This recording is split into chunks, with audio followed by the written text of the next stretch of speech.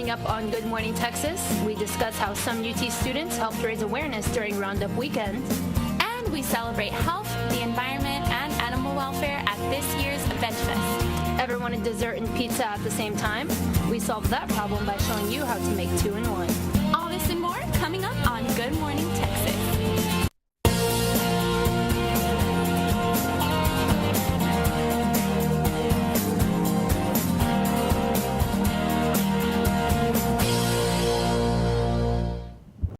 And good morning, Texas. I'm Chelsea Moreno. And I'm Alaya Ibrahim. Thank you for joining us on this fantastic Wednesday morning. Yes, and a great Wednesday morning it is, but It sure it's is. a little bit sad this morning, Alaya. As you know, there was a homicide. There's a homicide investigation going on this morning on the UT campus. So it has just shaken up students a little bit, and Yeah, it sure has. A couple of my friends have been saying that they're using the SureWalk app now after this homicide event. So I'm seeing a lot of people increasing their attempt to be safer on campus. yes, and just very important. And so in other news, the annual Roundup event, which was held this past weekend, is a time that many UT students look forward to. However, throughout the fun, health and safety cannot be forgotten. Rachel Melanson spoke with a few students to see how they maintained their health during the event.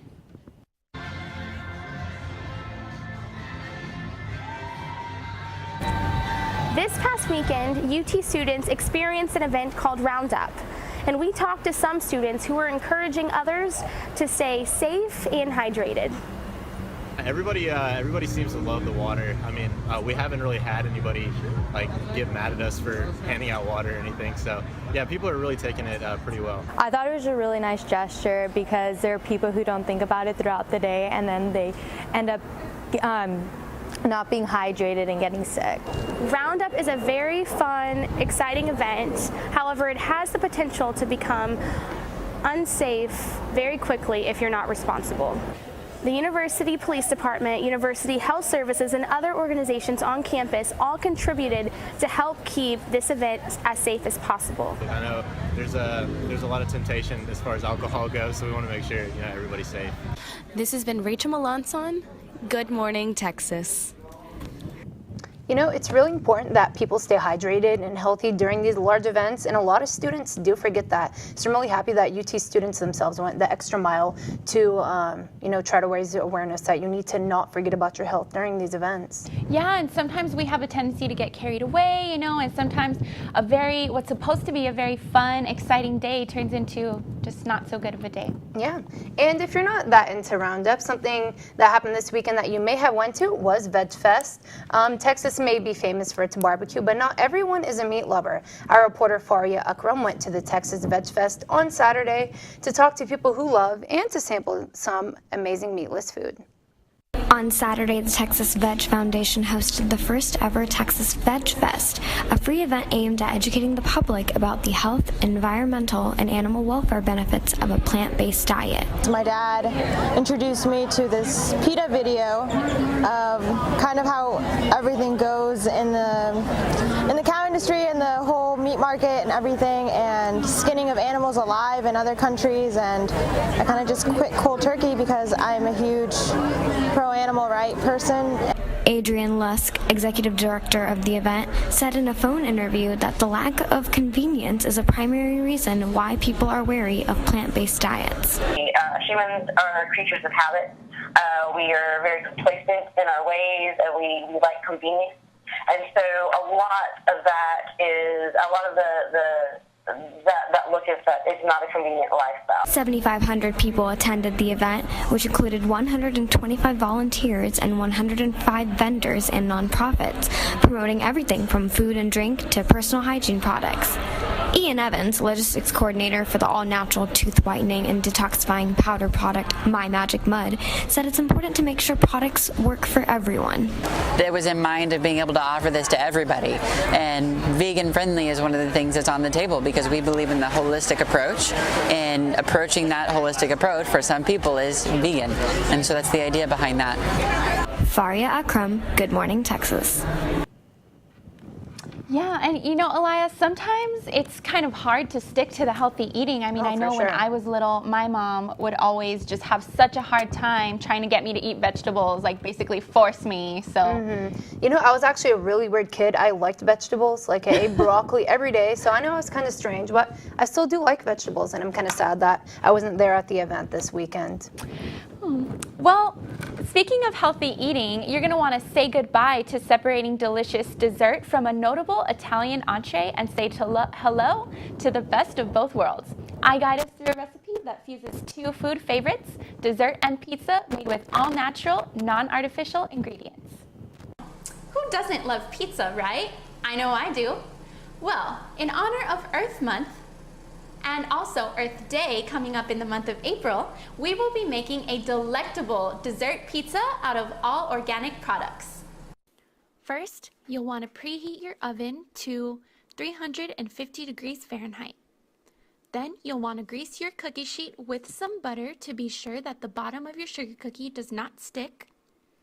Then you'll want to flatten out the bottom of your pizza nice and thin. Then you'll want to bake your pizza for 14 minutes until the crust is nice and golden brown. Next, you'll want to start cutting your toppings, so we'll start with some delicious kiwi. Then we'll go to some decadent strawberries that are nice and ripe. Then we'll cut some apples in half. And there we have your delicious toppings. Next, we'll remove the bottom of the pizza crust from the oven. Then we'll make the sauce, starting with some organic cream cheese. Next, we'll add half a cup of organic sugar. Next, we'll add some all-natural vanilla. And we'll mix it all up until it's nice and smooth. Next, we'll start smearing our little pizza sauce on our crust. Then we'll add all our delicious toppings. And here we have your delectable dessert pizza. Happy Earth Month! Chelsea Moreno, Good Morning Texas. You know, I actually love pizza, and I love anything with sugar, so if I could eat this every day, I would, but I can't, unfortunately. Yeah, and you know, it's kind of like you fool yourself into thinking it's a little bit healthier than it is because of all the fruit, and it was very good. True. Well, when we come back, we have reporter Lukman Adeyemi in the News and Weather Center with the latest.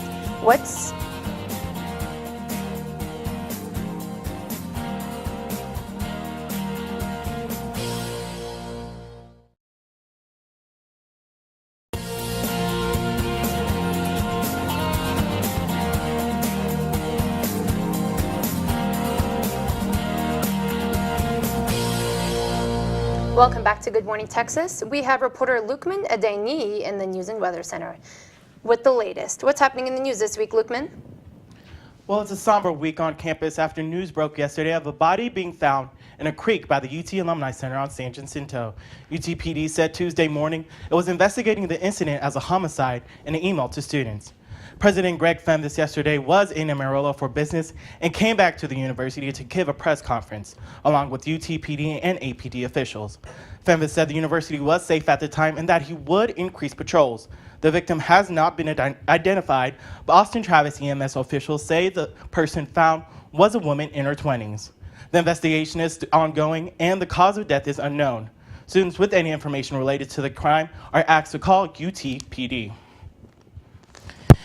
And a University of Virginia study finds some medical students believe African American patients experience less pain than their white counterparts. A 6-year social psychology doctoral student asked 222 white medical students and residents to rate the level of pain a black and white patient would experience.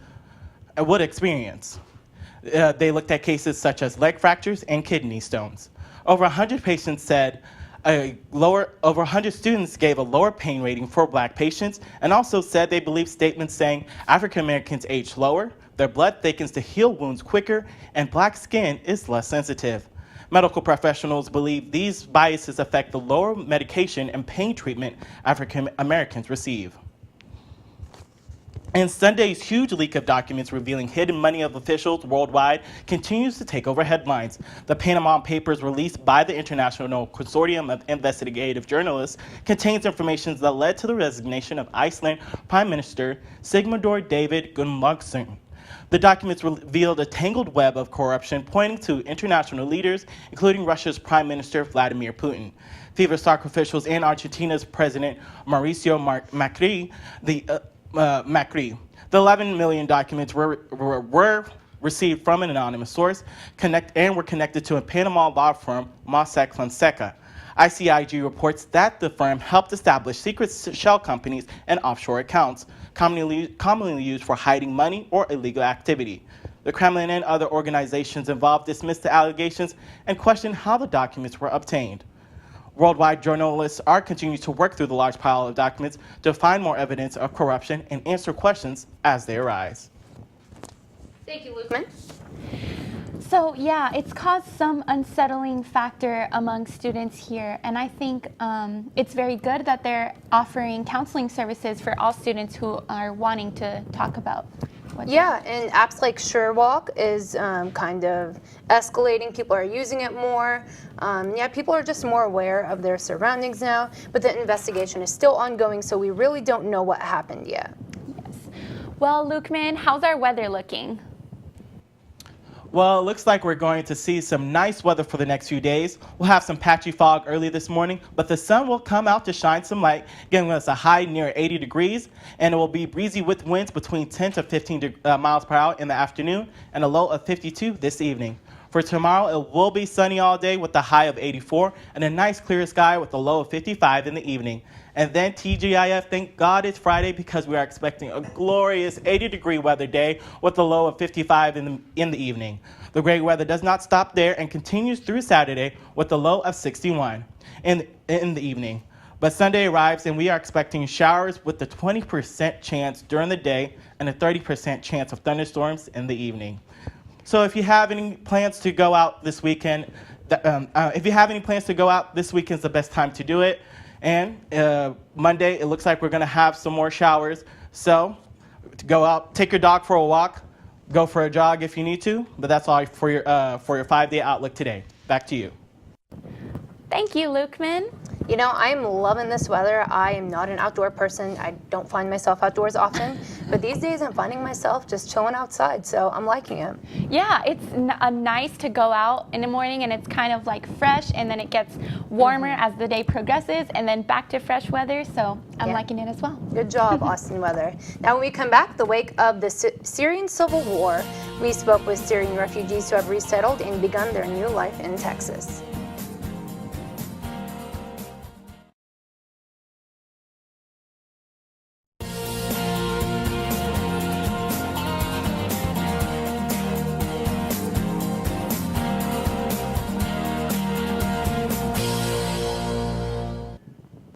And Syrian refugee acceptance into the U.S. has recently been a controversial topic among politicians and civilians. The majority of Americans continue to hear about Syrian refugees, yet have never been able to hear about the stories of the refugees themselves. We here at GMTX captured the Syrian refugee experience by speaking to Syrian families who have resettled in Texas. Thousands of Syrian refugees have resettled in the United States since the start of the Syrian civil war in 2011. The U.S. plans to allow 10,000 Syrian refugees by the end of 2016. About 12% of those admitted so far have resettled in Texas. Of those resettled in Texas is Iman, a mother of 5. She asked us not to show her face in order to ensure her safety. أصعب شيء واجهني بأمريكا إنه مثلا أنا لازم مثلا أترك أولادي ال5 وأروح أشتغل وأترك زوجي المريض اللي هم بحاجة مساعدة وأروح أشتغل كل النهار مشان أأمن متطلبات الحياة. Iman now works 2 jobs in order to provide for her family. On Saturday, she teaches Arabic to Syrian refugee children. The classroom acts as a little piece of home to the Syrian students. Ayman and Murad, both students of the class, became good friends after coming to the United States. نصهم مسافرين على الأردن ونصهم لساتهم بسوريا. في منهم بالزعتري. وما حدا اجى معك لهون؟ أول ما جينا تعرفت على صاحبي. مدينة رفقاتي ابن عمي كلياتهم مدرسة حارة بيوت. According to the U.S. Department of State, the resettlement process takes about 18 months. During the processing months, 13 steps pertaining to background checks are taken to ensure security clearance. 77% of those admitted were women and children, and 23% were men. Brothers Abdul Razak and Abdul Hadi came with their family to escape the war. والله الحقيقة أنا بحب أرجع لسوريا بس مشان أشوف أولاد عمي وعمتي وخالاتي، أنا صراحة اشتقت لهم أكثر شيء. بنحب نرجع على سوريا أكثر شيء لأن هناك كل عائلتنا هناك، كل قرايبنا هناك، كله أي واحد بيقربنا هناك. Despite backlash from Texas residents and officials, the state has accepted 281 refugees since 2011, making it the third most accepting state in the country. Olai Ibrahim, Good Morning Texas. Okay. So, although Texas has seen some people, like residents and politicians, saying that they don't want Syrian refugees, like Governor Greg Abbott, Texas is actually the third most accepting state in the country. It's accepted more than 12% of the refugees, and that's really interesting to me. That's an interesting statistic. Yes, and also a lot of this issue is just oversimplified. Most of these refugees that are coming to the U.S. are women and children, so that seems like it shouldn't be mistaken. Yeah, and so far the U.S. has accepted a little bit over 2,000 Syrian refugees. Our goal is 10,000 for 2016, so it's going to be interesting to see if we actually meet that goal, or if the goal will be raised, or if the goal will be lowered. Yes, and it's really good that we're being more accepting of these refugees. I mean, they do need help. They are seeking refuge. Yeah, and actually states can't, like Greg Abbott sent a letter to Obama, states can't really, they have no power to say that they can't accept a certain race of refugees. So really it's not up to the governor, it's up to the federal government. Well, when we come back, musician Keith Machekin-Yunga brightens our morning with the performance of his latest song. Stay tuned for more Good Morning Texas.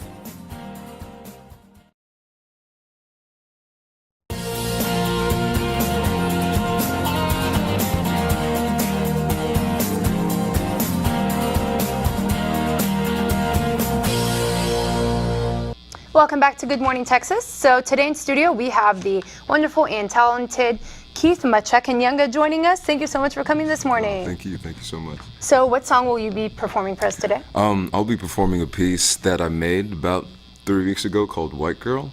The meaning behind the song, it was like a joke kind of. My roommates were like, Keith, I've only seen you talk to white girls, and I was like, that's not true. So let me make a song about it. So yeah. Awesome. Okay, I'm going to give the floor to you. Go ahead and show us your stuff. Thank you.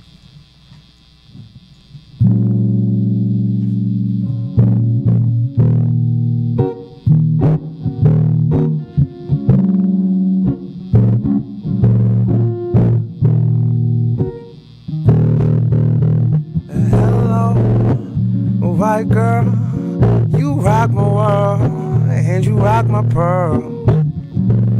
My best friend seems to be white. My dark skin makes me alright. Hello, white girl, you rock my world, and you rock my pearls. Blackberry, sweeter the truth. Get together, find something to do. Hello, white girl, you rock my world, and you rock my pearls. Mocha baby with those hazel eyes. Vanilla seems to be nice. Your magic one to love. Before my mom meets love, I will find you too. Before you find me, boo. Your magic one to love. Before my mom meets love, I will find you too. Before you find me, boo. Hello, white girl, You rock my world, and you rock my pearl. Blackberry sweeter than juice. We could get together, find something to do. Baby, you bring me your loud outside. I want to find you.